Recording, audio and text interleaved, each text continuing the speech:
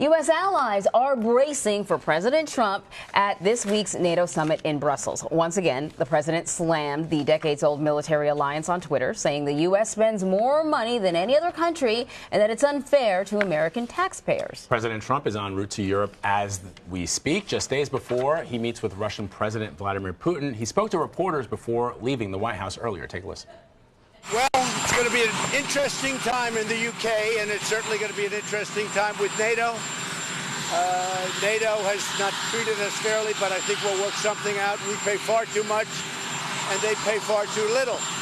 But we will work it out, and all countries will be happy. The UK, that's a situation that's been going on for a long time. So I have NATO. I have the UK, which is in somewhat turmoil, and I have Putin. Frankly, Putin may be the easiest of them all. Who would think? Who would think? For more on this, I want to bring in CBSN contributor Gabe Lipton. He writes for Signal, a newsletter produced by GZERO Media. Good to see you. Good to see you guys. Help me understand President Trump's comments that NATO has treated us very unfairly and that Putin is going to be the easiest meeting he's going to have. The only time Article 5 has ever been invoked was when the United States was attacked on 9/11. That right. Article states an attack on one is an attack on all. NATO came to the U.S. aid in Afghanistan and partially in Iraq. Vladimir Putin is an adversary of the United States.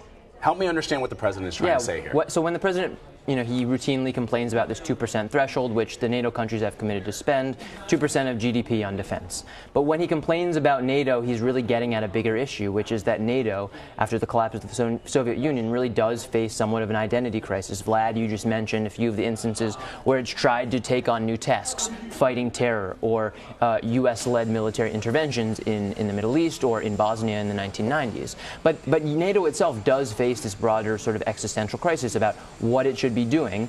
Traditionally, that was fighting against the Soviet Union. We see the rise again of sort of the Russian threat, and countries, especially on the eastern flank of Europe, thinking it wants NATO as a big presence again. Meanwhile, the U.S. president, and traditionally the most important person for the NATO alliance, calling into question some of its fundamental values. Okay, so in your newsletter today, you talk about the relevance of NATO and what it can do to maintain its relevance today in 2018. Sure. That is very different from what it historically has done up until this period of time that we're in right now. But the president said NATO treats us unfairly. Yeah, I mean, it's hard to understand. So are you saying that he's just sort of, he's basically what he's doing is he's saying, yeah, I'm not happy with the relationship. I'm not happy with the relevance of NATO. And it's just the president expressing himself in the way that President Trump always does. What have many people said about this president? That he's very transactional. And essentially he's asking, what do we get out of it? Right? What do we get? Got Article 5, which was invoked. So that's the question I then bounce to you. But what do we get out of this? And it's an important question. I think from the European standpoint, it's sort of amazing to see the president come out and say this. You mentioned the context of 9/11 and NATO allies rallying around the U.S. I mean, 453 Britons and over 150 French died in Afghanistan. So they have paid the ultimate sacrifice in the NATO alliance. So when he talks about price tags, I think there is a sense in Europe, even though they know they need to rely on the U.S., that they have made significant sacrifices for the U.S., and that this is a question not only of U.S. power, but its influence. I mean, the ultimate form of U.S. influence is that it can lead military, it can support these countries, and that it can strategically, and that they rely on it militarily. And here we have a president who's calling in question that fundamental principle of American foreign policy, sort of for the first time since the end of World War II. Yeah, in the newsletter, you sort of talk about the ways in which NATO has wrestled with its purpose following the collapse of the USSR, and one of those roles initially was to be sort of an umbrella protector for these former Soviet countries, and possibly that could happen again, you say in the newsletter. So here we have the president going to visit Vladimir Putin right after, well, he's going to the UK, but essentially right after meeting with NATO leaders. What do you suppose Putin will be whispering in his ear about NATO? Because we know he's not a fan. Yeah, the optics of this, I think, especially for the Eastern Europeans, are very, very worrisome. If you look at polls of the countries that support NATO the most, it's traditionally those countries in Eastern Europe. And those are actually the countries that have pushed in the past few years to spend more on defense and to sort of get to this 2% threshold. So, this meeting with Vladimir Putin next week is sort of a sort of staggering backdrop against the NATO summit, which comes in the next few days.